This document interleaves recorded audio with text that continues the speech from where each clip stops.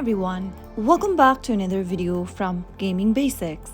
In today's video, I'm gonna be guiding you through how to change language on Watermelon game. So let's dive into the video without wasting much of our time since the process is quite easy. Open your Watermelon game application on your mobile device. Once you're inside the main home page, tap on the settings button appearing at the top left hand corner. Inside the settings menu, you will be able to see the list of language you can change from. Go ahead and select the language you'd like to change to, and that should be able to help you change the language settings for the app. So that's how it can be easily done.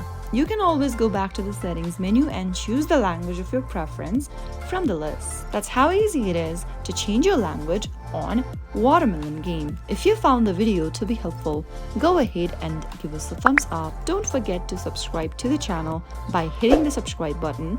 Also press the bell icon so that you'll never miss another upcoming upload from us. I'll see you again in the next video. Goodbye till then.